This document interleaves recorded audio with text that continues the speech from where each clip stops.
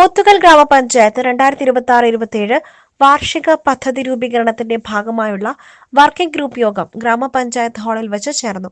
ജില്ലാ പഞ്ചായത്ത് അംഗം എൻ.എ. കരീം ഉദ്ഘാടനം ചെയ്തു.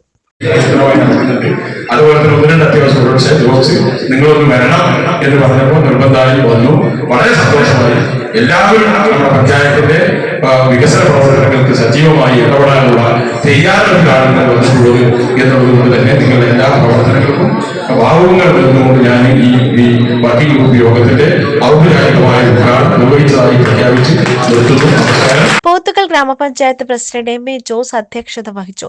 ആസൂത്രണ സമിതി ഉപാധ്യക്ഷൻ ജോസ് മാത്യു, പോത്തുകൽ ഗ്രാമപഞ്ചായത്ത് വൈസ് പ്രസിഡന്റ് ഷറഫുനീസ, ക്ഷേമകാര്യ standing committee chairperson Sindhu Ashokan, ആരോഗ്യ വിദ്യാഭ്യാസ standing committee chairman Abdu Kunnumal, വികസനകാര്യ standing committee chairman Sadiq Akkaparamban, മറ്റ് മെമ്പർമാർ, പഞ്ചായത്ത് സെക്രട്ടറി കൃഷ്ണകുമാരി എന്നിവർ സംസാരിച്ചു.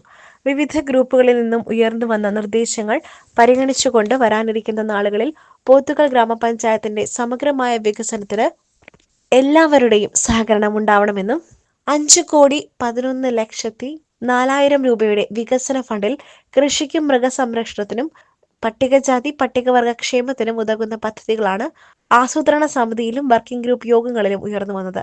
ഈ നിർദ്ദേശങ്ങൾ 11-ാം തീയതി മുതൽ 15-ാം തീയതി വരെയുള്ള ഗ്രാമസഭകളിൽ ചർച്ച ചെയ്ത് അന്തിമമാക്കുന്നതിനും തീരുമാനിച്ചു. Gold, pure gold. Group Nilambur.